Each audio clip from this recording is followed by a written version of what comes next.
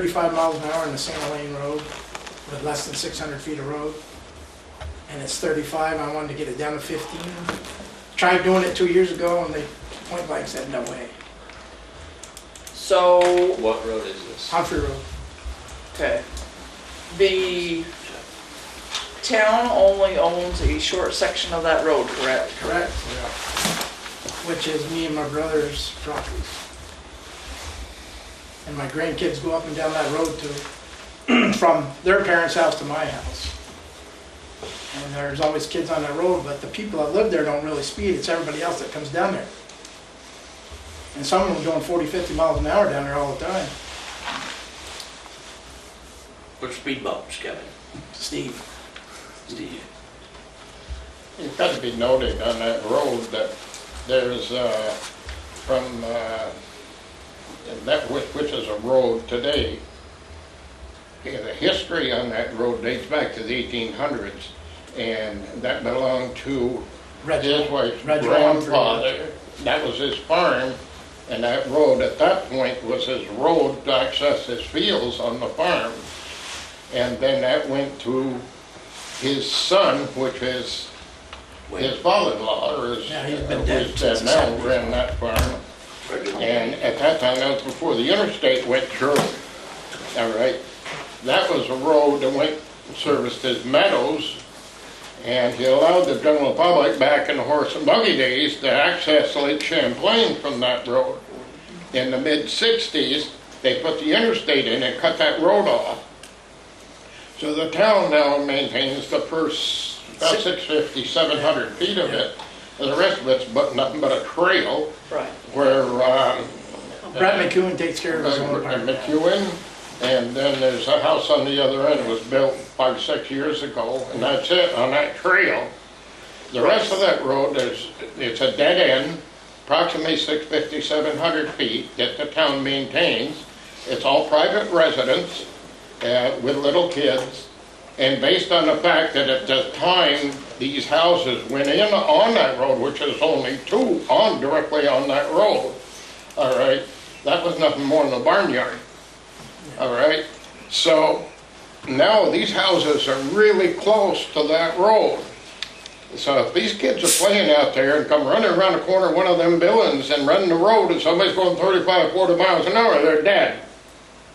Now 15 miles an hour, like I've asked you recently, take a ride down the road at 35, come back at 15, and you tell me what's a safe speed. Because as far as I'm concerned, that is an extremely dangerous situation that has to be remedied. Right. So we can't do anything with the private part of the road because the town doesn't own that and doesn't control that. That can be posted at whatever mileage per hour that they'd like. Where, the trail part? Right. Well, there's no Yeah. sign up there, so. Right. We're talking about between main road. Route 7 and that portion. Right. That, So, like up to Applewood at that Drive? point, is the town. That's correct, that's my brother's. So Applewood Drive, that's where the town line stops, or the town Yeah, takes that's over? that trailer he rents out right there on the hill. Okay. Okay, so Josh is our road commissioner, Yeah. and we had talked a little bit about this before. I'll go for a ride tomorrow, and check it out, Yeah. and then I'll get with Pat, and we'll come up with a plan. Okay. That's fine with me. So we can ask for it. Okay, Thank you. you are welcome. You're welcome. Done. That's all I need. Okay, Thanks for coming. Thank you. any other public comments? Okay, moving right along. So, we'd like to talk about ATVs in our town. We have a problem that we know of. We have, the select board has been given several examples of ordinance to put into place. We felt that at this point, it's our job to put an ordinance in place so that it can be enforced. Ben Lowell, our constable, has done a great job at providing us with a sample of what he would like to see.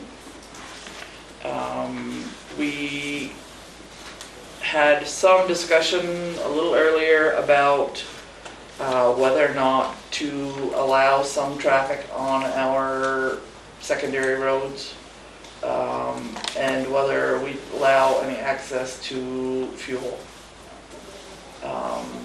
So, do either, any of the select board members want to start out with that? Yeah, we, like Sharon said, we talked a little briefly.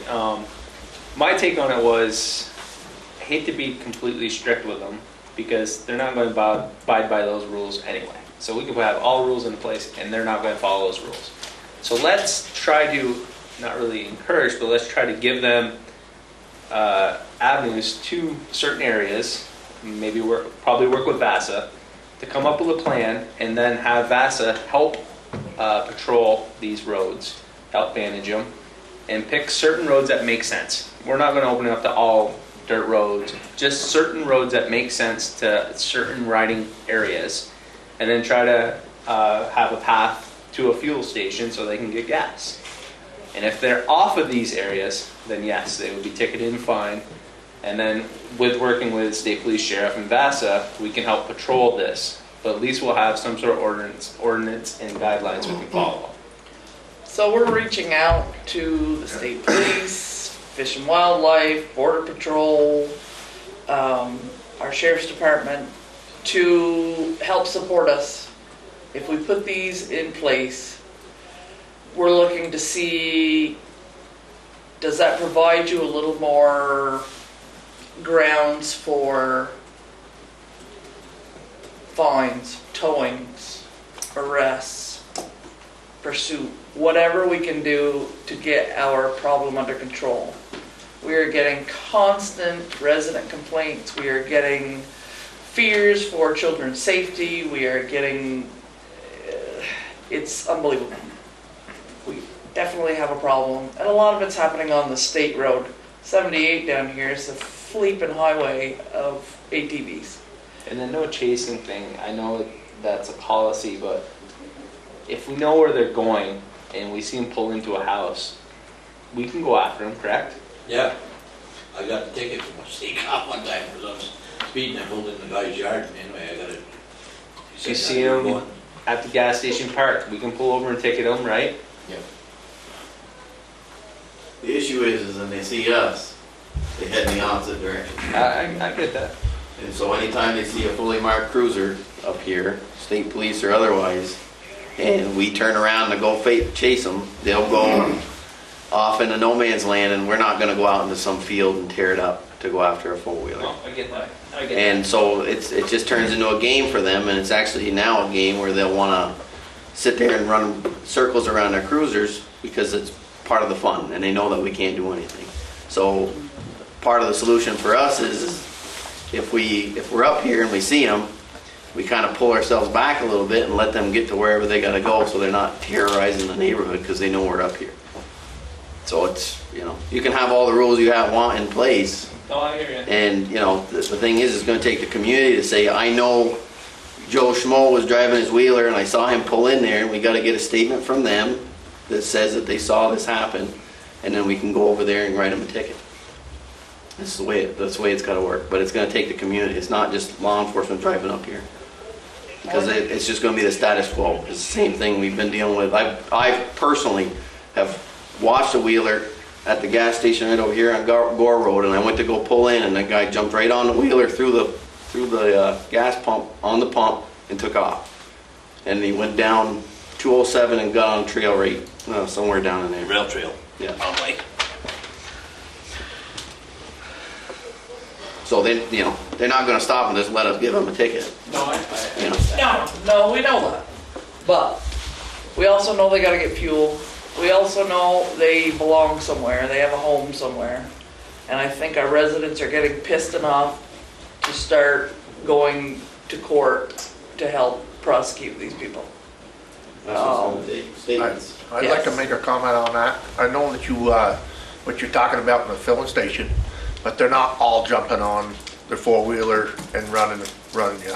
There's going to be times where if you've seen them there, as far as I was concerned, if they stay right there and they're in paying for their fuel and you're right onto that wheeler, you should be calling for a flatbed, getting it towed, let them pay storage and the tow bill, and then you'll find out who it is, and you do that a handful of times, I've done it. I've done it in Richford. and that's what we're looking for. I mean, we're not looking, we know you're not gonna chase them, we don't expect anybody to get hurt, we understand that. But this town's is being terrorized by them. The Gore Road, which I run a shop up there, And you mentioned- there's people going off the road because they're double wide and don't care about them. And you mentioned marked vehicles, you must have some unmarked vehicles we could get around, no, yes, maybe? As far as road troops, no. We got DCI cruisers, but they're not gonna just let us have all their cars to come up here and chase ATVs all the time, you know. But we need to do something. It's, No, I hear you. Believe me, it's a pain because we get it in the troop Yeah. room all night about ATV complaints up Yeah. here, but we all know there's not much we can do about it, you know. And believe me, I've seen them. I'm driving through Sheldon, they come off Macy Road 100 miles an hour and cut me off. in my yeah, not cruiser. even care. Yeah, They love You know, yeah. And It's then a they hard just keep battle. going. Yeah. I've blocked them in. I've driven in front of them. As I'm going down the road, I see them all stopping at a stop sign. I'll drive right in front of them. They just drive right around you. Yeah, we know. So it's Not much respect, that's for sure. No.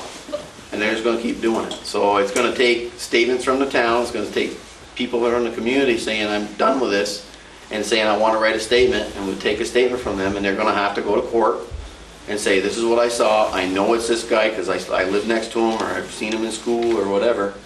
And, you know. Could I just ask everybody to identify themselves when you're speaking for the record? So we Trooper have Ben it. Patton with the state police. Thank you. What our goal is to work with you. We want to set it up so we can be an effective partner with you. We want to work with VASA. They've offered their assistance. They've offered the idea of a public trail system that has safe riding habits, that has licensed vehicles, permitted vehicles, and that they do some of their own patrolling, which would take some of the slack off the other people that we're asking to help. But yes, we are trying to be a good partner to you and try to help get this under control for those people that don't necessarily have an ATV, or we have some that would like to, physically harm them at this point. They are so upset. Please. Danny Hale, I'm the Executive Director of VASA, and I've been around a while, so this is not a new subject, and I agree with everything that the trooper said, but in passing your ordinance, you're going to be sending a message to the community that you're getting serious about it. So along with the enforcement side of things, stepping up their game a little bit too, and like you say, there's opportunities without a pursuit to nab some people that are doing incorrect things, especially when we all know up here it's happening every day, everywhere. So a little bit of work, you'll be able to get some publicity for some enforcement. I can also let you in on that we now know for sure there's going to be legislation introduced this session that is going to address some of these issues of enforcement through clarification of statutes, as well as increasing some fines, some clarity in what the tickets are going to be, where there wasn't previously in statute. Essentially mirroring more of the snowmobile statutes. So there are going to be changes coming that will help you, but given you have an immediate problem here, I think passing the ordinance, starting to educate the community. I mean, we have said it, a couple guys out here tonight. I didn't think we needed a big crowd here tonight because they're not going to make any plans, but we certainly are going to actively are still moving forward and trying to get the club structure in, because we need that from our side of things. We need that club structure with our peer pressure and so on, and all the stuff we talked about before. So, and that's, I think, what the board was thinking, that in trying to work with you to open up some of our secondary roads, maybe some of our dirt roads, Yep. to riders, single file, yep, with a helmet. all the things. Yeah, would help you establish a trail system Right. in our town that Because one thing we're sure of is there are a lot of ATVs up here and a lot of people want to ride them. So we're not going to be successful in saying you can't ride your ATV. And we can have a balance of increased enforcement and education and increased legal opportunities, and that's where we have to start. We're certainly not going to resolve the issue in Franklin County overnight. I mean, it's a long-standing issue, and it's something that's going to need some time to work on. But I think you as a select board are moving in the right direction and setting an ordinance in place and making sure everyone understands that, we've got to make some changes for the good of all. Right. Because even a lot of the people that do have ATVs in Franklin County aren't happy with the way things are going right now. Whether you own one or not, many of the people that support what we are trying to do are not happy with the situation because it's a big black eye for all of us. None of us like to hear the things that are going on up here. So, Yeah. My observation of that in our area is more youngsters. It's not an adult. There's a lot of adults that use them for deer hunting. They put them in their trucks. They got permission beyond where they are to drive to get a deer if they're hunting or whatever. But it's a handful of youngsters that are not adults, and them are the ones that seem to give the most trouble. In my observation, I've seen a lot of that. Everywhere. It's not adults. It's mostly, I don't know, lack of supervision to home. You can see it because they're being used for babysitters, unfortunately. That's right, exactly. So we're not. Unfortunately, I grew up that way too, but I had rules, and I wasn't allowed to ride if I didn't behave. I wasn't just given free rein to leave. So, unfortunately, many times that's the issue. I didn't know if you. I know New York has some ATV trails towards the Adirondack Park. I own some land over there, and they have brochures that you could actually join a club. They got rules and guidelines to go by. You register it. You can go to get fuel. You can go for eating. They want that. That's how they make their money, which is great. But them aren't the people that are creating the problems in our town. No. It's. I think your town is residential enough, so it's just locals getting away with all they can. Going to the sand pit and back. Yeah. But unfortunately, it's not just going to the sand pit now. Now there's destruction of property happening. There's a variety of things happening along with that ATV use, unfortunately. But you don't want them on your ski trail all year. No, not necessarily. No, because it's going to screw up your trails. I know some of them are idiots. So while we have law enforcement here, what as a select board can we do to be a better partner? It's a tough question. This has been a long-standing problem in Highgate. It's been since the 30 years I've started here. It's an ongoing problem. We used to be able to chase them. That was ineffective. That just creates a bigger game with the people that we're talking about. They will, like they said, come out, taunt you, run from you. But until the community stands up against it, I don't see as there's any way that we're going to be able to end it. People need to, like they said, give statements, because we can't chase them. It's ill-advised, it's against policy because of that, liability issues. And I'm fairly local to Highgate, and I pass through here a lot, and it's not a huge secret where a lot of these things are coming from. Exactly. So maybe we have to start paying more visits to those homes. Yeah. Right. That's what I actually in Hardwick. I had a discussion with we have our own police department, and that was the same thing. We don't want to chase people. We don't want people to get hurt. But I'm like, well, you know who these guys are, and next time you see him out on his front porch, just stop and say, you might have made it home this time, but next time, I know it's you. People have a certain path they like to do daily. And it's a difficult school. Some kids are using them to commute to work because they don't have a driver's license. Right. Go to the barn. But those kids probably don't have the appropriate safety. Correct. And the ATV is not registered, so if you know he's going to be using it for work, going to the barn, Well, I mean, be at one place, enter the other of the trip and say, hey, where's your registration? Where's your safety certificate? You can't do this no more. Even if it is registered though, you can't drive it on the road. Doing impounding and ticketing. I You know. can certainly do that, especially with the ordinances, you put something in place.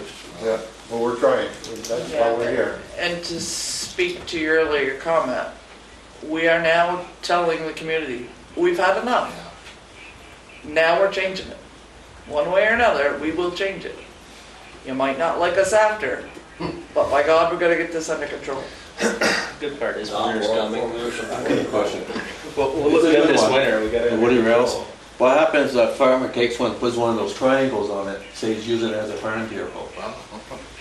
Well, you Like they can't- do with their tractors and Yeah, stuff. the agriculture. Right, but Yeah. you can't, because an ATV has a definition, and by statute, it can only be an ATV. And it has to stay within the curtilage It of the can farm. be registered, and you Fine. can't use it within 3 feet of the travel portion within the bounds of the Yeah, farm. yeah, but these farmers, they go how many Right. miles now?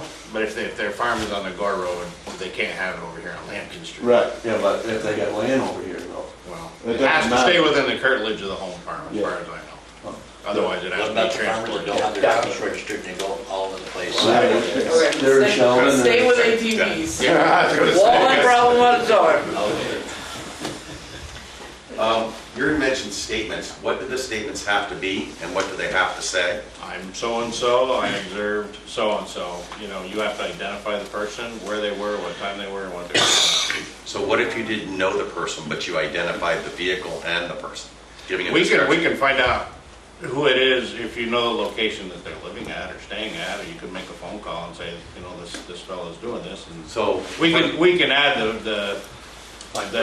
the actual So- identification to your so if statement. I'm at the Irving and I see 3 guys filling up, right? Yep. And I know what they look like and what the bike looks like, but they're not gonna tell me who they are, Right. right? That's not good enough. No. Can you take your cell phone, take a picture? Can I take a picture of it? Oh, absolutely. But That'll help us. We may not be able to identify the person from it, but if we get them a day later. But if we know who they are, Oh, sure. right. All right. picture says 1,000 words, right? So VASA does, we do provide some additional funding for spot patrols, and if, a lot of people can't identify or do a written statement. But even if you make the call, and if law enforcement is getting 15 calls a week that there's ATVs at the Irving, and I'm not being mean, but then law enforcement should realize, just like if stores get robbed 15 times, they're gonna put more emphasis on making sure they're trying to figure out what's going on. So even if you just call, or if you just mark it down, so if you wanna, when we help, we tell people, we can't just send a sheriff out there Tuesday afternoon at 3 o'clock. So it's up to the residents to you don't even gotta call anybody, keep track, Saturday afternoons, or, you know, we're all creatures of habit. So again, just like the Irving, you know, if you see the habit, make a note of it and report that habit. That helps. But, you know, again, everything that's happening here is local. None of these problems, no one's trucking their ATVs in to Highgate from out of town to ride up and down 78. Yeah. So it's, you know, it's not that big of a town. So with some work between the community and law enforcement, we should be able to get a message out that it's no longer tolerated, because I'm absolutely positive that a large percentage of these folks that we're seeing on the roads that are behaving relatively normal, but they're still riding on a road they don't have permission to be on, wouldn't do it if they knew they should be doing it. Because the mindset up here is that of the roads are all open at this point. And until we get, once you nip that, a lot of the use will go away just because people won't be doing the wrong thing. They, you know, like he says, if you impound a half a dozen ATVs on a Saturday, they were down to McDonald's, that's going to, the word's going to spread. And I mean, it's happened. It happened a few years ago over in Concord, Vermont. Warden wrote 33 tickets in one day. That club went from 30 members to 200 members the next year. This year, up in New Haven, or East Haven at the Radar, they wrote $5,000 worth of tickets. There was 20 people. They were there for 4 hours. That word spread through the ATV community relatively quickly. And it does change behavior. Yeah. That's what we need to do here. Exactly that. Yeah, but some of the gas stations, they got a surveillance camera, so they can see the people pumping gas, so if you see somebody, you can always go into the gas station, ask them if you could borrow their surveillance camera or. But certainly from your perspective, the ordinance is the start of it. Sharon, there were a couple of hands in the back. Yeah. I have another question if someone doesn't have one. On your pursuit policy. So it's the policy of the sheriffs and the state and everybody not to pursue the ATVs, correct? We make an attempt to stop, a reasonable attempt. Okay. So if I commit a robbery and I'm on an ATV, I'm pretty much home free. But if I'm in a car, you're going to pursue me. Because that's what it's sounding like. So I want to understand it. I know it's a liability thing. Correct. But I just thought for those of us that want to commit robberies, we should buy ATVs. That adds another element to our. That's gonna get you pursued. But there's no added liability to chase an ATV versus chasing a horse or a car or a bicycle. That's all I'm saying. Okay, Mr. Urtel, That's me. would you like to speak? Tell us where you're from and. Not really. I work for V-Trans, and we own the Lamoille Valley Rail Trail. VAST is planning to build that next section next summer, which runs from Swanton into Sheldon. And it sees very heavy ATV use. I don't have a badge or a gun, so I can't enforce anything. As everyone said, it's been an ongoing problem for years, and I see ATVs out there. Now that I know I can take pictures of them, I will. There you go. So, I'm here with Ken Brown. He's from VAST. He's the project manager for the Lamoille Valley Rail Trail. And I'm here to just kind of try to see what we can do. And we have a sign posted that has the law. It's Title 23 VSA Section 3506, State Property ATV Use Prohibited. We have a sign either end, but that's all we have. All I can do personally. You know, I can't physically block anything because it turns into liability for us. And yeah, I personally don't have a problem with ATVs, but they can't be on the rail trail. And my worry is that when VAST builds it, they're going to keep running on it and destroy it. So the state manages the Missisquoi Valley Rail Trail. I just did a project to fix ATV erosion issues where they come up on the side of the trail and such and make potholes and everything. And that cost the state about 17 grand. So it's, and they're all over up there too, and there's really not much I can do about it. You put up a sign, they run it over or tear it down or shoot it. So it's just, as Danny said, education and getting the younger, I see a lot of younger kids running ATVs and dirt bikes on the trail out here. Yeah, education and, you know, have the clubs where people want to be involved and want to be legal, and, you know, it's kind of a community thing at that point. So I think we would be highly grateful for VASA to come and have a club in Highgate, in Franklin County.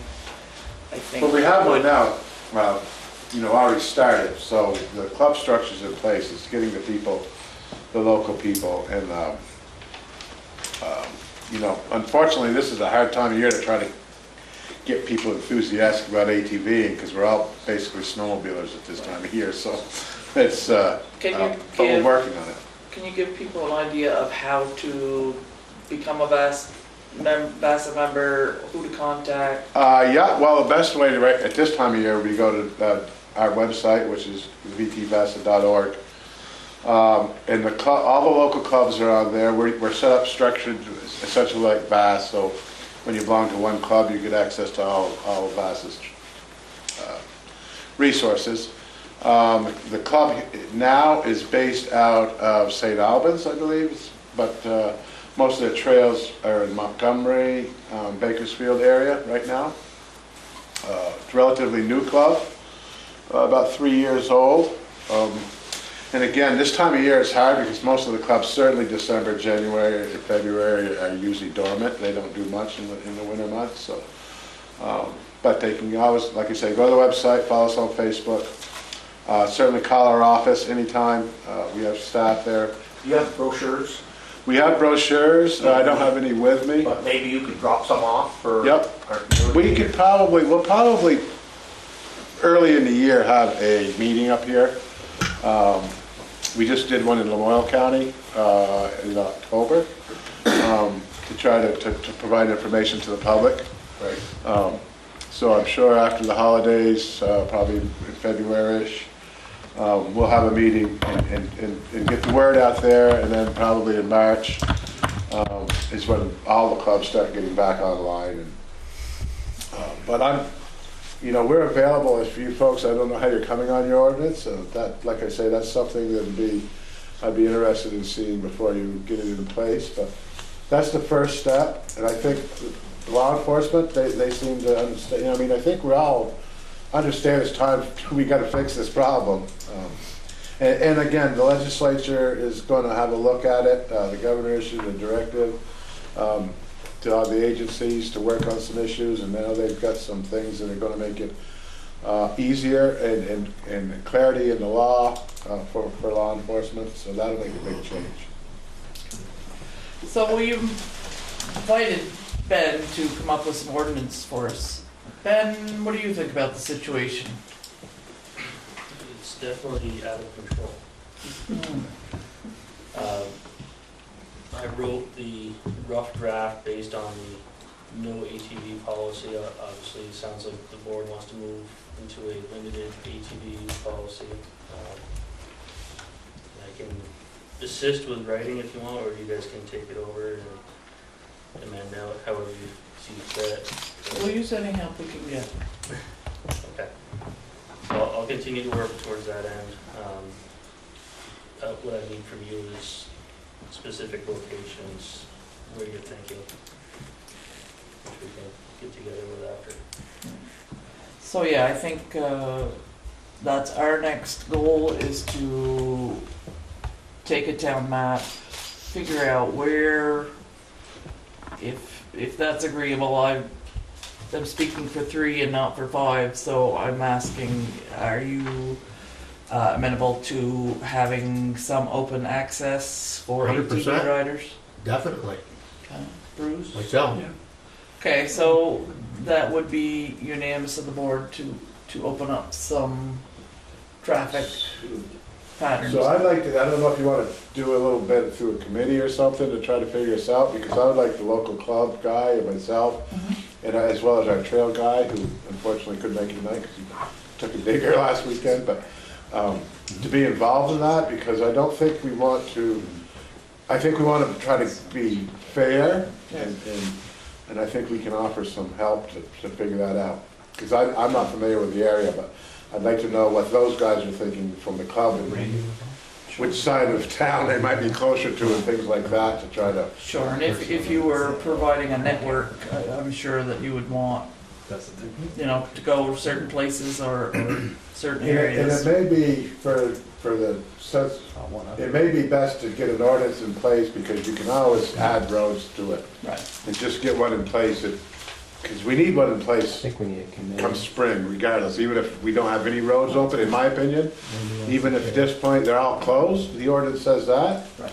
And it opens up the possibility to move forward, if the community wants to do it.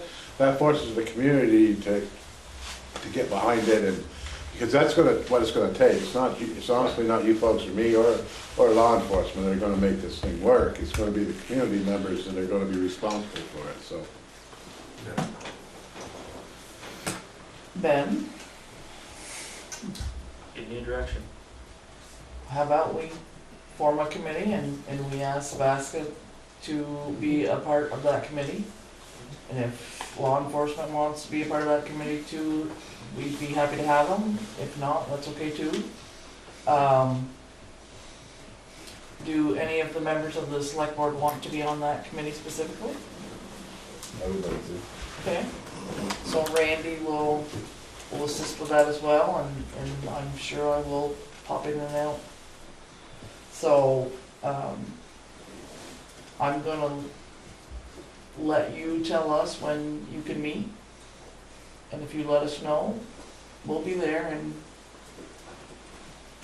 more quickly the better, I think. Yeah, I'll give you my card. Can I just ask a question? How we went from Ben's crafted a no ATV policy to, the select board has discussed that before about having some open roads. I missed something, or did I? No, Ben had done some preliminary work on a no ATV policy. The select board saw that. They saw a sample of VASA's ordinances, and we had an old, some old work that had been done by a previous select board Yeah, I'm aware of that. by Andy King. So we had looked at all of the information, and that was one of the primary questions as to whether it would be road access or non-road access is one of the first big questions. Yeah, there's no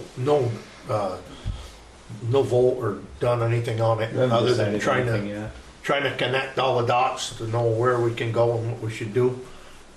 I will comment on that still as well. A lot of these ordinance that we're putting in is not gonna do us any good on some of the youths that are running up and down the road that don't really care.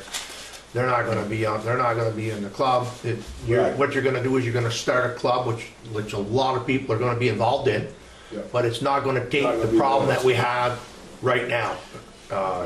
As school gets out, it starts to be a menace. 3 o'clock in the afternoon on, it's a menace. On the weekends, it's a menace. We've had writing, we've had people telling us that they're racing up and down the roads. That is not, what we're gonna do right here is nothing that's gonna help what we got for a problem there. That, I believe that we have to address that problem by itself, but I do believe it would be a great thing to try to have a place for ATVs to go. I mean, it's amazing how many's out there and how many people have them that they can't go anywhere with. You know? But if you do get your ordinance in place, as I said, even if it states nothing's open right now, and you just commit to, if there's a good opportunity to open something up, you will. Yeah. That puts a clear message out to the community that, you know, you guys need to work on this within yourselves if you want to have access. I mean, that's how it worked. It went down in Hardwick. It was like, all of a sudden there was an ordinance that said no ATVing, and it's like, well, we need a couple little roads, and so the select board said, well, if you want to be responsible, we'll give you an opportunity. So at that point, we opened up one road, amended the ordinance to open up actually 2 roads, and gave us the opportunity, and that's how it got started. And in Hardwick, we haven't opened up any other roads since, but you know, I'm just saying that that's how you could do that here. And that would allow us to start really enforcing, because once you do that, send a message to the community, no more, then these guys with the badges and the guns, you know, at least the community knows they're gonna be looking at them in a different manner than they've been looking at them for the past 5-6 years, or whatever. And, you know, I agree with the gentleman. I think passing one that says none, and then having a committee work on, takes a little time off the committee so there's no pressure to getting it done quickly. And that gives you a policy in place to stop the bad actors. And then you could, you know, change the policy or add to the policy. Better to have a policy than no policy. Well, have you all had a chance to look at Ben's copy? Yeah, I did. Randy? I looked at it, but you're looking to, like, I think we need a little more time with it. Okay. That's what Yeah, I'm I will asking. say that it does need more time. Yeah. That was a very rough first draft. Yeah. I still need to. I think there's pieces of the sample on that we need to. Statutes. Yes. yeah, if you don't mind, I just would see. Another thing, Sharon, if you open certain roads, you have to provide parking places for these people to haul their equipment up there, you know. So these people that's trailing their 4-wheelers up there and stuff, they're gonna have to have parking spots for their vehicles. Right, and there's that's part of a trail system. Trail network. I think right now you're talking about just trying to get a handle on. Right. Get a handle on. Major problem. But, yeah, trailheads are absolutely necessary. So can we revisit this next select board meeting, which is December 21st, and try to nail down a motionable ordinance? Maybe you'll work with him on that before? Yeah. Okay. I think. I can work on it. I probably won't be back to the next select board meeting, because I'm a select board member in Hardwick, and They're not happy I'm not there to discuss the budget tonight. Oh, And we also got a cops grant that's 2 to 2, and they're sitting 2 to 2 right now trying to figure out what to do without me there, so. okay. But David Gilderdale will be back, and like I say, our trails coordinator will be here, come up here, and he and I will work together to get the ordinance with you guys. And I'll also have I'll put a bug in the club's ear that we're looking at the roads and just to get them. Yes. So, Ben, if you can coordinate that with Vasa and Randy. All right. Send out notices to the parents, say like, once you get the ordinance in place, and if they get caught after they're fined and whatever, you know what I mean? Yes. Send it out to the people and then put it also on the messenger. Yeah, the ordinance will be public information, and we'll have to have 2 meetings. Yeah, at least 2 hearings. Yes. Send it out. So as far as the young people riding, anyone under 18 years old has to have, at bare minimum, has to have a safety certificate. So any law enforcement that sees one parked anywhere, anytime near a kid, and we've tried to put courses on up here in the past and haven't been very successful. So, you know, that is a pretty much a given if you see a young person on an ATV under 18 years old, that you not only can write them a ticket, I believe their parents need to be approached at that point. They changed it from 16 to 18? Used to be 16 on a skidoo. No, anyone between the ages of 12 and 18 must have a safety certificate for an ATV. And I dare say there's only maybe 1 or 2 in Franklin County, so. I know it used to be 16. Okay, thank you very much, Well, thank you. gentlemen. Appreciate We appreciate your efforts, and like I said, we are open to any input, any cooperation, anything we can get, or anything we can provide to help curb this problem. At least slow it down a little. Would make, I think, everything safer. My biggest fear is that there's gonna be a child running a wheelie down 78 and a tractor trailer's gonna come over the hill and it's gonna be headed. Be crunch, crunch. Yeah. And I don't wanna have to look the parents in the face and say, you know, Told you so. yeah.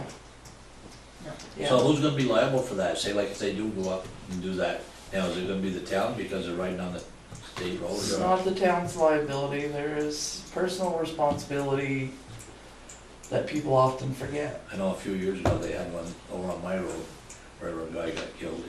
Yeah. No, it's not the town's responsibility, it's the parents and the No, rider. he was driving down the road, he just let the plow feel. Yeah, So, a four-wheeler. unfortunately, we have to leave this topic and move along because we are on a tight schedule tonight. But thank you very much for coming, and by all means, reach out. And Thank you. V-Train also is welcome in this discussion at any time. We can help you. Thank you so much. Okay. Thanks for coming, guys. Thank you. Town plan amendments. Town plan amendment. I have 2 planners here. One of them just left. What the? We have 3. Feeling chatty? We have 3 planners here. That's right. We do. Oh, you do? I didn't even see you back there, Tom. We have 3 planners here tonight.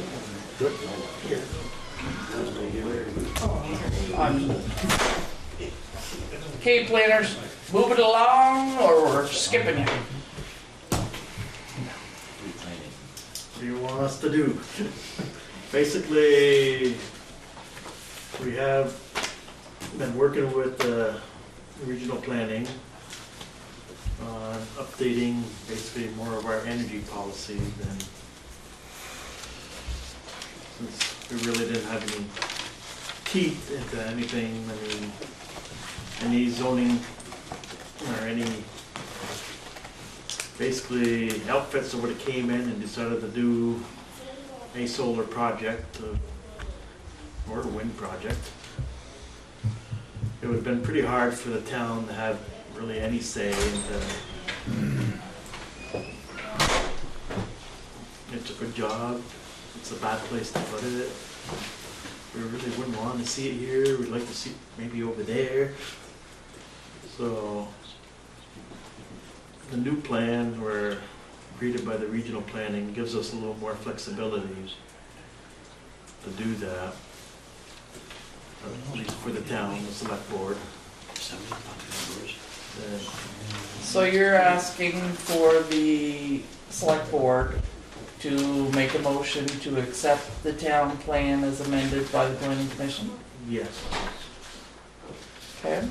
So you understand that there's been several amendments to the plan, and the biggest part of that is the energy part of that amendment. Has everyone had a chance to look at that? Not really, not to what I understood. Explain that just a little bit on when you're talking about just the change. Well, the town of Highgate has a town plan. Yeah, I understand that. And this energy portion is, like Luke said, it's to give the town more of an input as to where solar projects can be developed. It points out the usage in the town, what's currently available, what's a currently good spot for wind development, where's a good spot for hydro, where's a good spot for... It points these things out and gives the town leverage in a public service board hearing. Where do we get our information on all that? The information all came from the Northwest Regional Planning, and they did an awesome job. They have a lot of detail in that energy plan. Right, because they've been doing it. Yeah, yeah, and so we are just amending that so that it goes into our final product. Okay, yep, I understand it. Does that include size? It does. There are some size limitations on that. And it puts a lot of goals in there, if you read it, Right. that are somewhat lofty. But in order for us to have those lofty goals and give us some opportunity to speak at a hearing, that doesn't mean we have to meet them all at a particular time, but without having any input, if they want to put a solar project in downtown Highgate, we had to put a few lofty goals in there that we will attempt to do. But not all of it is written in stone, and it can be changed at times. So we tried to look at it, what would be best for the town in order to be able to get a say with the state. So they can't put a solar thing or a wind thing or a hydro thing when we don't want it. And that was the biggest change to the town wanted. Thank you. And I actually think the board has made a motion already to move forward, and these are the two follow-up necessary hearings. There'll be another one at your next meeting in December, so other than the energy chapter, it was just including a reference to a desire to look at your other two villages and support them in a potential official village designation. Right. So that wording was added as well as the energy chapter, and those are the only changes.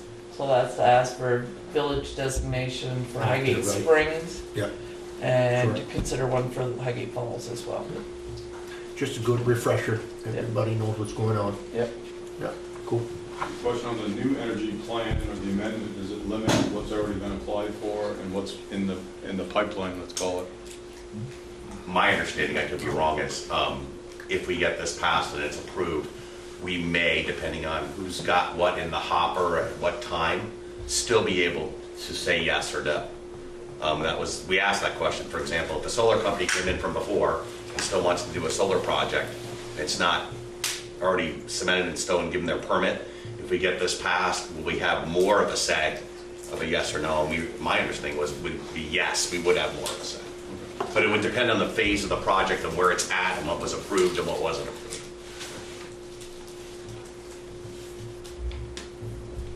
Okay.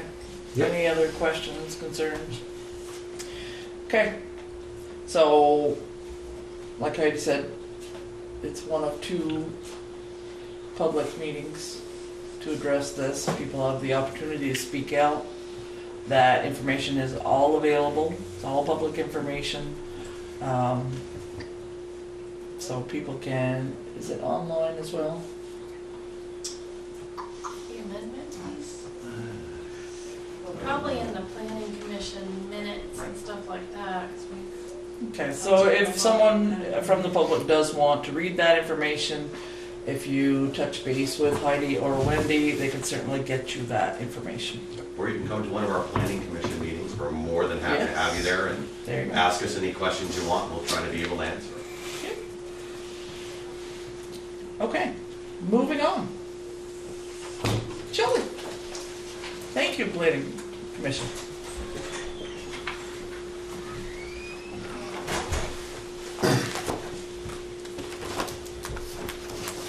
Don't have much besides the check warrant. We've been a little busy. Looked like a big one. Really long. Huh? It's a really long one. It is a really long one. All of those lovely late filer for the homestead got nice refund checks. So there was plenty of those. So as Shelley said, we are working very hard on all of the budgets. I have asked all of the board members to decrease or level fund their budgets. So we are asking to be able to go to town meeting and say, we did not raise your taxes. That's our goal, and I can tell you I'm very happy with the progress so far. I think we're being quite successful. Absolutely. And Shelley, I thank you very much for all your help, because you help all these committees get the right direction. Well, it's my job.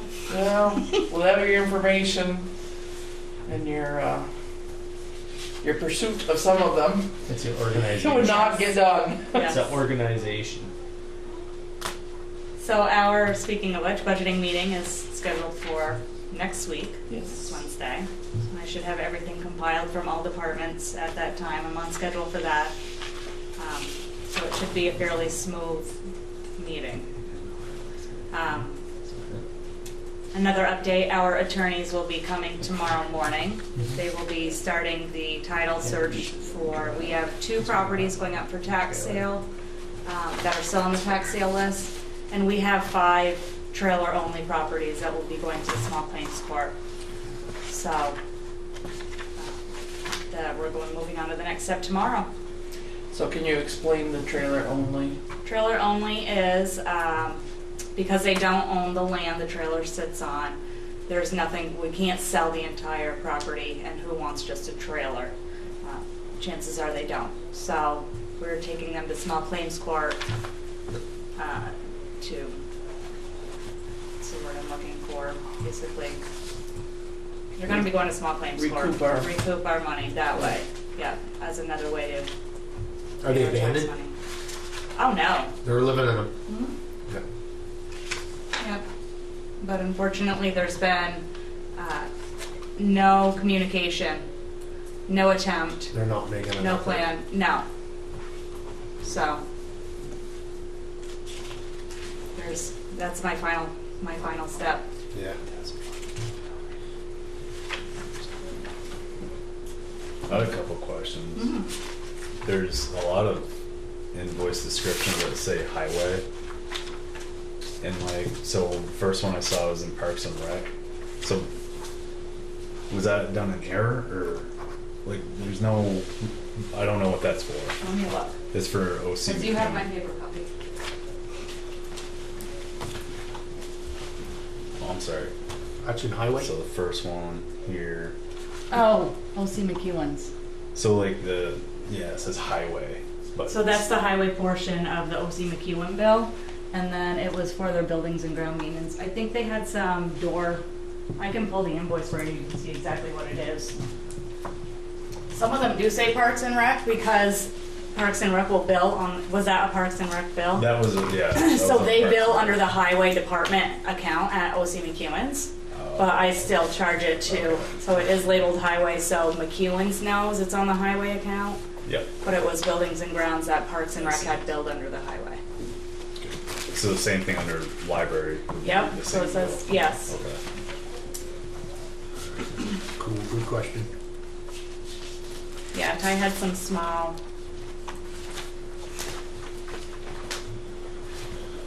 One was a utility law. He had a few small things that he had put on the highway department.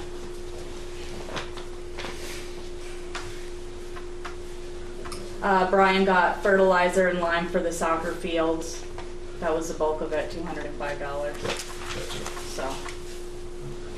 Thank you. And then Nick went and fixed something at the library, so when Nick went in, they put it to the highway department, but it was for the library, so that's why that's under the library.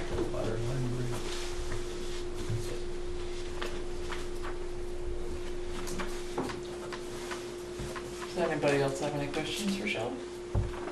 Good. Keep up good work. Yeah. See you next Wednesday. Yep, we do. Okay.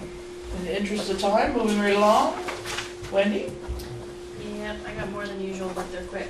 No problem. Minutes from November 16th. Okay, have we had the chance to look at the minutes? Yep. Okay. Do I have a motion to accept the minutes? I'll make the motion. Do I have a second? I'll second. All those in favor say aye. Aye. Those opposed?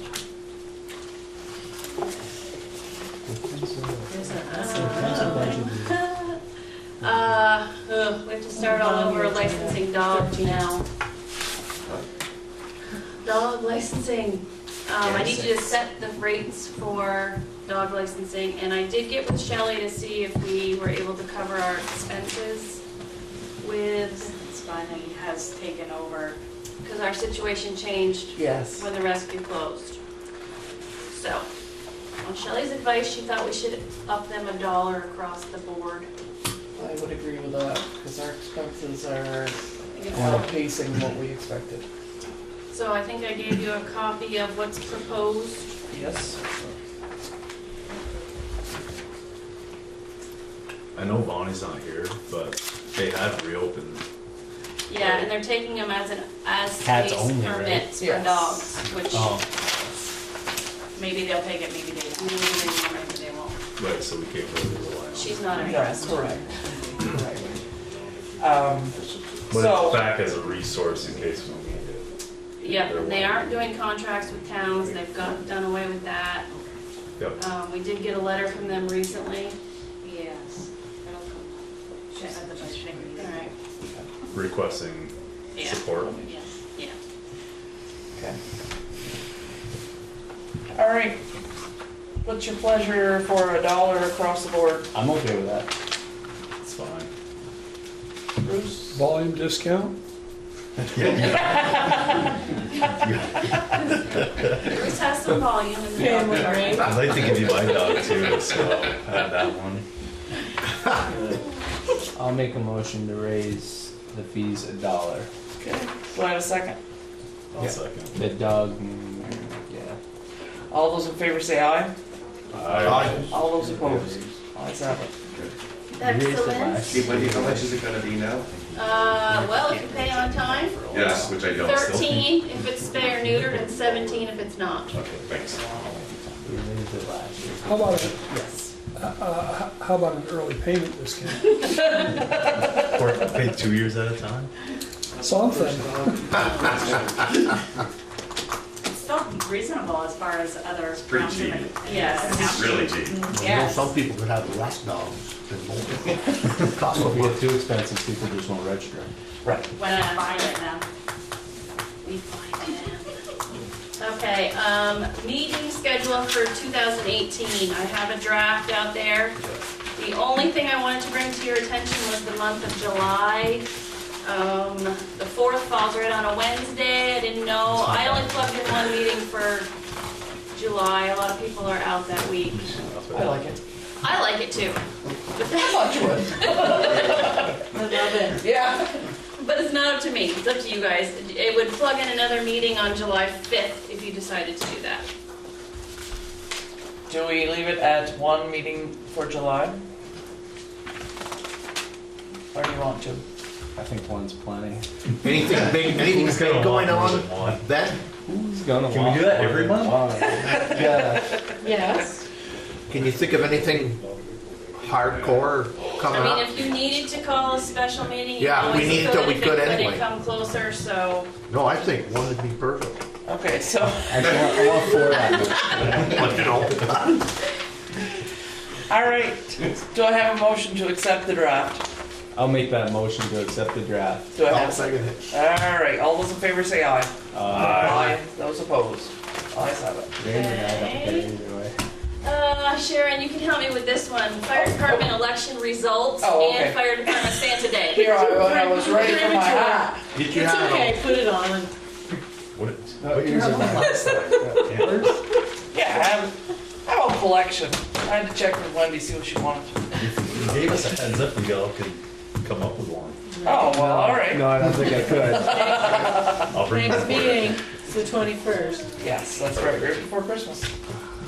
So, the fire department had elections.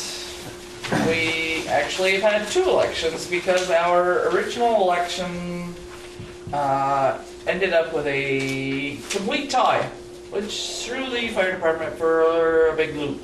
Yeah, but he rescinded his vote. Well, Let Sharon finish. yes. On the advice of our legal counsel for the town, he suggested that the proper way to do that was to have a revote. Yes, some things happened after the original vote, but part of that was my problem because I didn't know what exactly to do when that happened. And I'll take full responsibility for that. We did as the lawyer suggested and had a revote.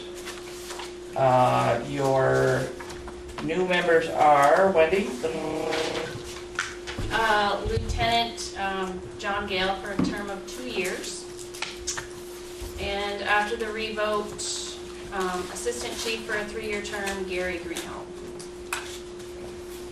I would like to point out that I was very impressed with the members, and the particular member that was most affected by that and was very proud of his behavior, and that I thought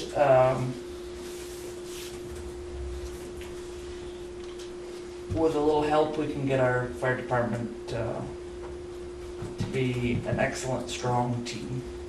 You know, but your chief acted unprofessional that night at that first vote meeting. He walked out, threw everything down, walked out and quit. So he froze a tangent for it. You put him right back in, give us like. We took a vote, and that vote had every single member of the fire department requesting that person as their chief. Every single member. I'm just bringing it up. Yeah. He was unprofessional that night. Yes, and all of the members of the officers are on probation, and they know that. They know that 3 hits and you come before the select board and you explain yourself. Yeah, Woody, I was there as well in the second meeting, and everybody did it professional, and they were on board with it because they know that there was some things that need to be done different, and they all accepted that. So it went really well, and everybody took it well. So, you know, there was a lot of handshaking and good stuff that came out of it. Yeah, I was very happy to see that the fire department's members, their main concern is the safety of their community. Yep. And they're to be very commended for that action. We can all be very proud of them. So,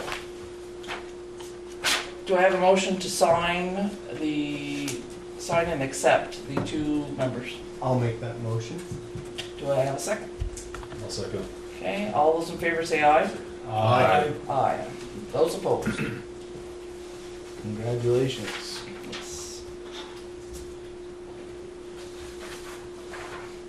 Okay. Next.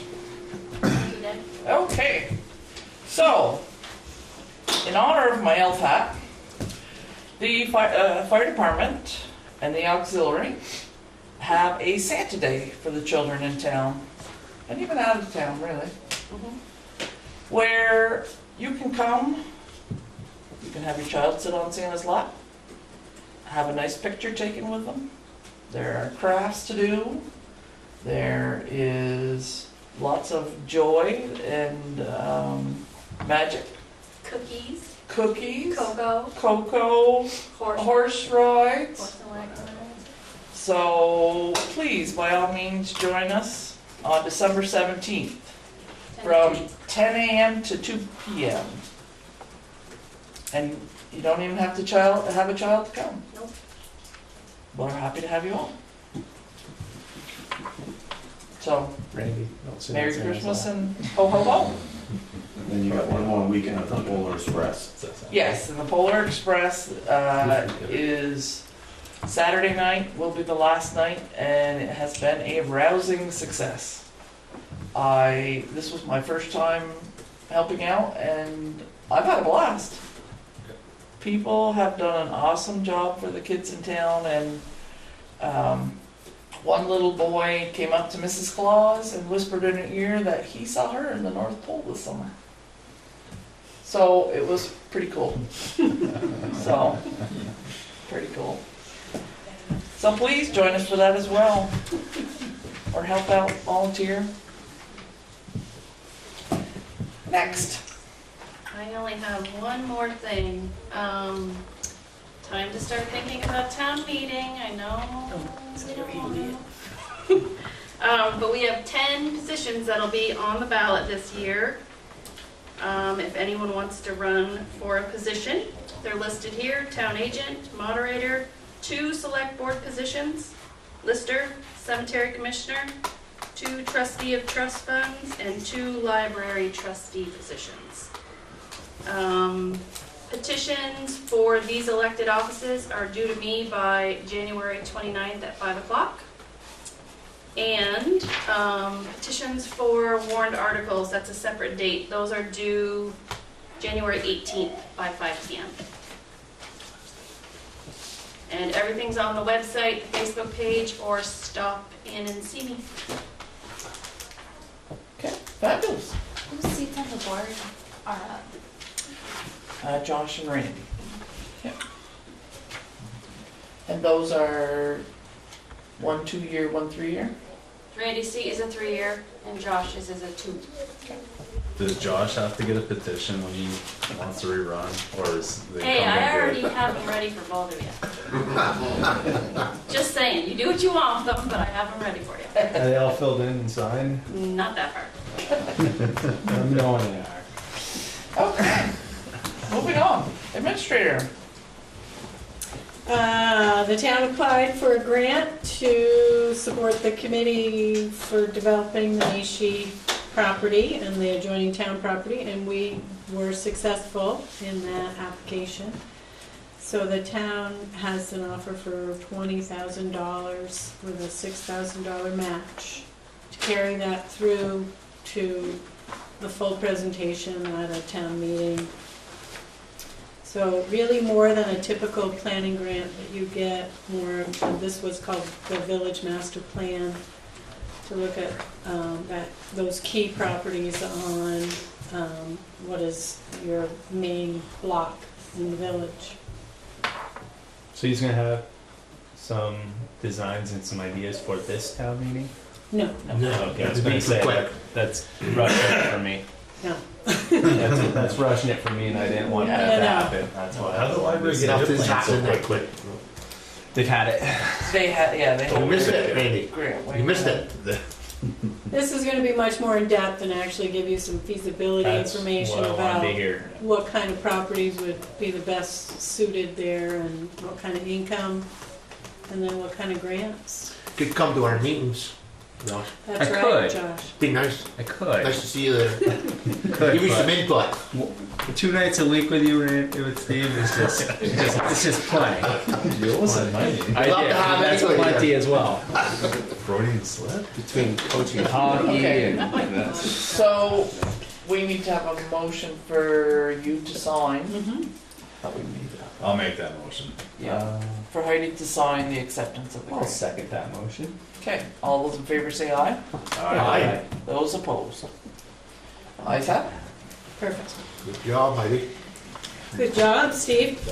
So, we have Alex Araldi with us from the correctional facility, and he popped in to talk to us about work he's doing with other towns and has a work crew to help out with projects. So we talked about getting some very affordable labor to help with one of those cleanups that George mentioned before. We're finding a lot of garbage, and one of the spots on Lampkin Street has been utilized as a dumping spot for a very long time. So this could be an affordable way to get a crew there. So Alex, why don't you tell the board about some of your Okay, so, program? sure. I don't come from the correction facility. I work at St. Albans Probation and Parole. So there might be some confusion when it comes to like the work crew or the community service team. These aren't folks that I would go down to the facility and pick up each day. These are folks that live in the community. So they show up at the probation office at 8 o'clock each morning. Anywhere from 2 to 3 people to Sundays. I typically have a crew, would be my largest crew, of anywhere from 8 to 10 people typically. These strictly from Franklin County? Yes, Franklin and Grand Isle County. Grand Isle. Like I met with Heidi last week and we just discussed a few things. She wanted me to come tonight to answer any questions or concerns you folks may have. I brought a copy of a contract that I would typically fill out. And I filled one out for you folks just to take a quick look at it, just to, that might answer some of your questions.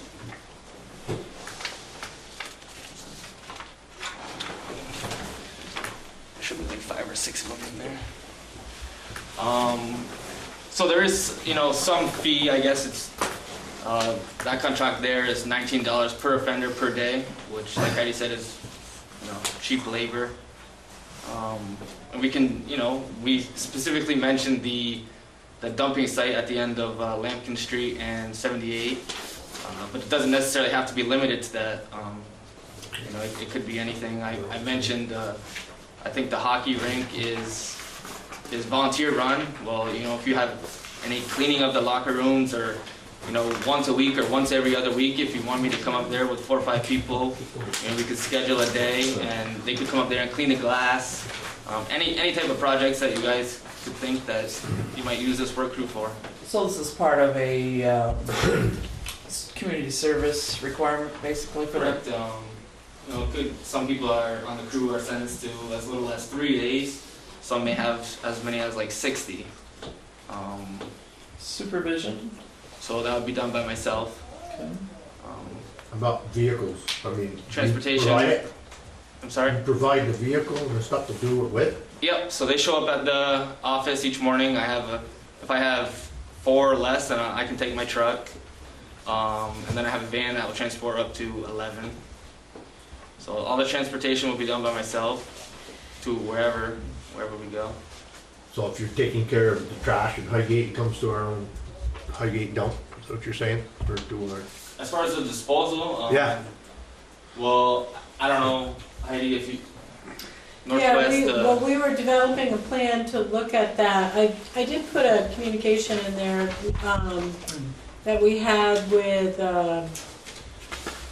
Barry Domina from the Northwest Solid Waste District, as well as the landowner, and tried to get everybody taking a piece of the project. And what the Northwest Solid Waste District said was that they could arrange for a $3 a tire fee, that they would be willing to split that with us.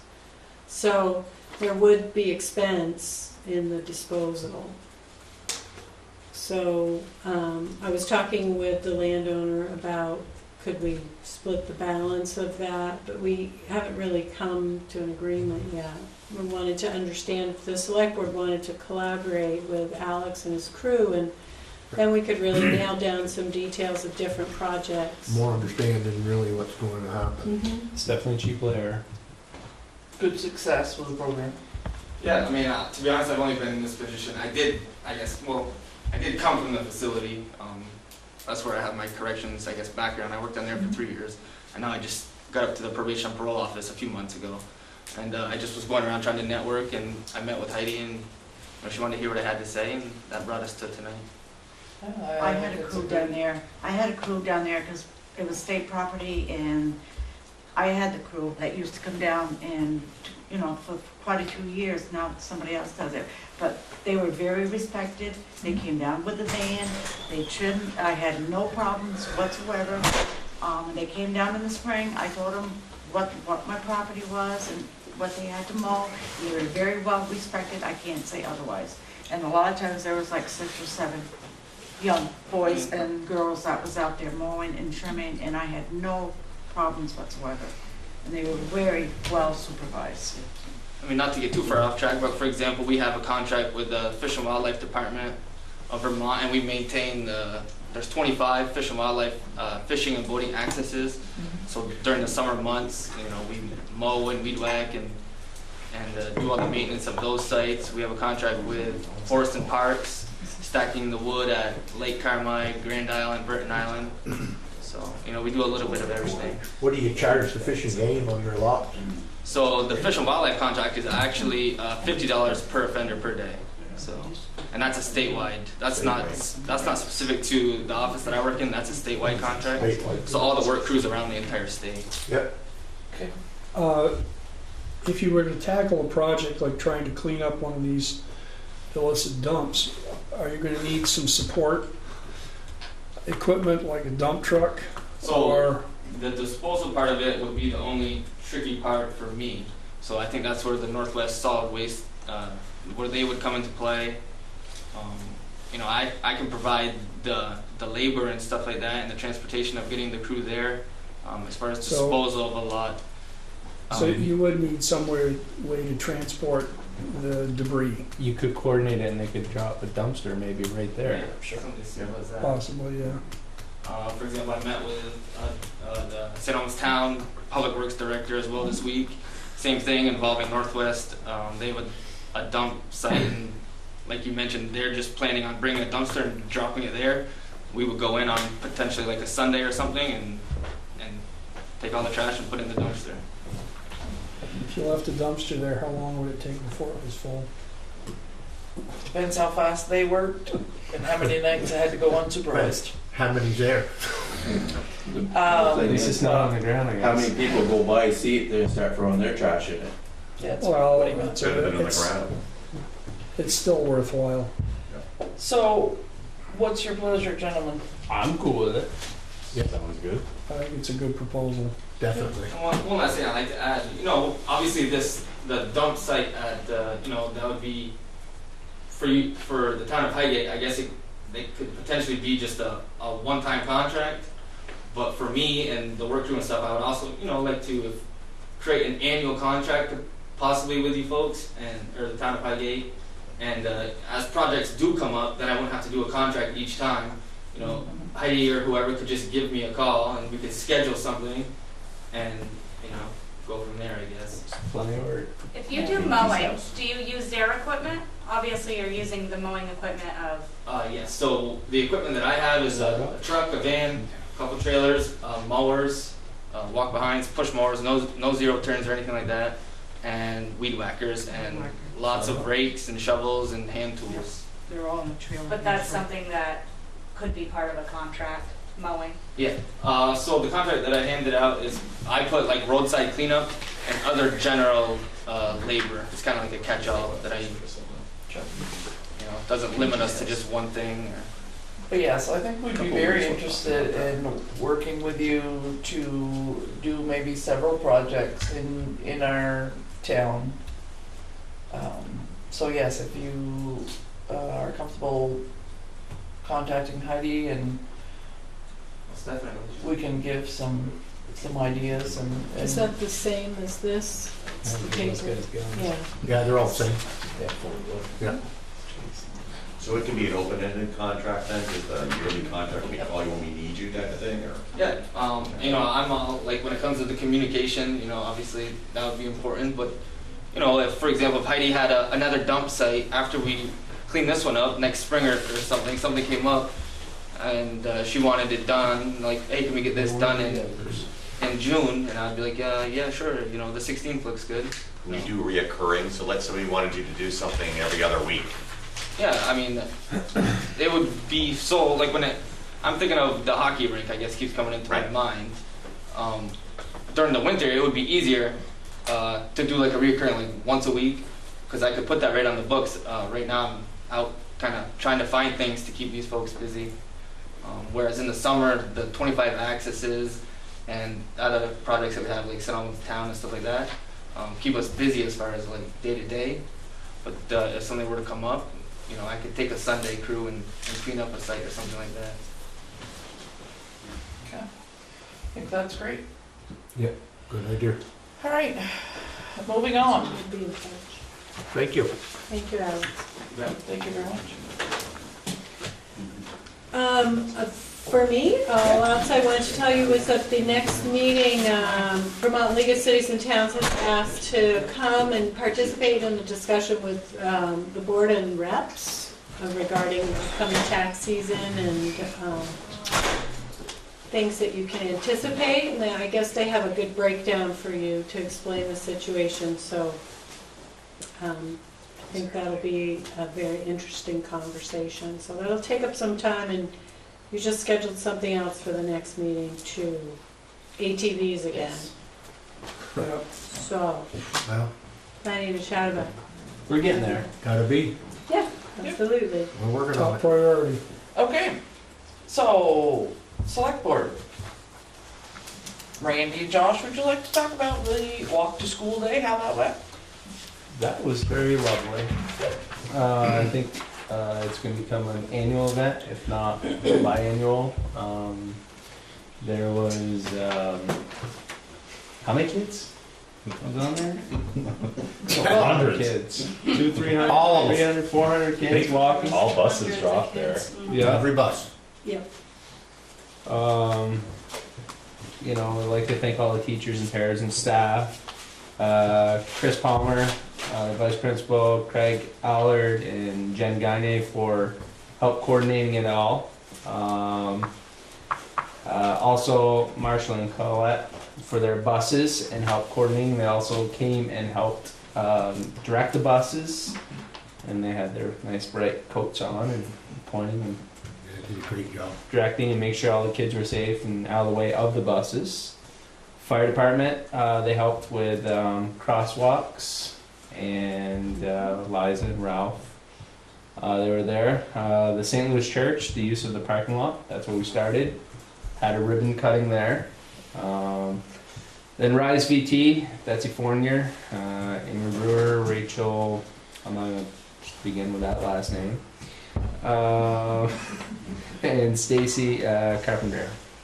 And then also Safe Routes to School, and help creating this travel plan. Great. And it was, I think it was a very good event. Nice. And Heidi, I would like to thank you very much for your Yes. management of that program, because I've only heard good things, so I want to pass that along to you. Yes, and Thank picking you up the very ribbon much. and for the cutting. It's very nice. Which child got the cut? Beckett.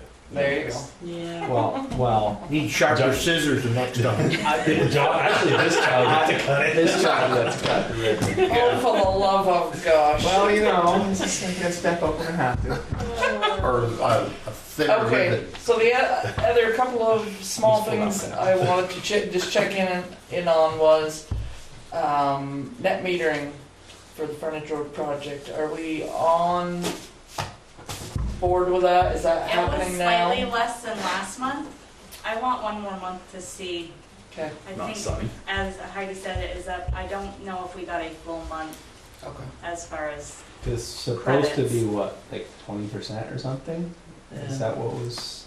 pitched? I don't It wasn't a recall. lot, so. Yeah.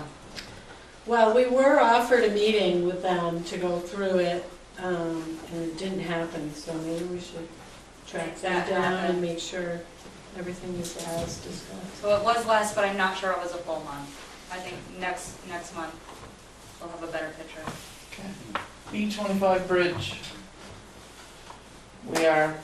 We are on track. We have officially seen the deed for the sale of the property on the corner. So that transaction has occurred, and the demolition of that will be lumped in with the construction of the new bridge bid. So when they put the bids out in January, I think, they'll be able to get a firm, hire them for both. So we are on track. So bids are still for January. They have a clearance to put bids out. All of the tenants have signed an agreement to be out within 90 days, and that was Great. several weeks ago. Yeah. So Okay, and the last thing I have is, do we have a RFP for the arena dehumidifier? Do not, we are yeah. spinning our wheels. Okay, We need to. we need to unspin them. Yeah. So, that's my I spiel. only have so many hours in a day. That's what it I comes have down to. One item, the crosswalks, you're gonna follow up with the Yeah, the striping? Paint They're is all, not good. Yeah, I'd like to know about that myself. Didn't take long from you here. go with a higher quality vinyl. Did. We did. We, luckily, our primary contractor is looking into that. Okay. And we suspect it was the timing of the application, because it was cool, and it was supposed to be okay to apply it down to 30 degrees, but it was cool and it was wet, and Well, so we're did not working stick at with all. them. it was just But disastrous. it's terrible. They haven't been It's paid flying yet. off That and makes you feel better. What's Yeah. that? I said they haven't been paid They yet. haven't That been makes you paid. feel Oh, better. well, Yeah, that makes great. Okie dokie, moving on. Thank So you. RFP, you're waiting on myself to give some sort of direction, is that it? I mean, it's not, it doesn't seem too difficult, I don't know. It's, Cause I know all the well, the responsibility of the connect, RFP, the woman that you've called. Cheryl, yeah. Cheryl isn't really moving forward at the speed we were told, so. I'll I've been talk to chatting with her. her, and you're Yes. completely in the loop on the conversation. Yeah. Okay, So, so you'll reach out and just. I'll reach out to Cheryl. Okay. Baby steps forward. Oh, this is. All right. Want a motion, gentlemen, to end this? Make the motion. Okay. All Enter. second, Enter into executive session where legal and. personnel and contractual. Yep. Second. Second. All those in favor say aye. Aye. Those opposed. Thank you, ladies and gentlemen.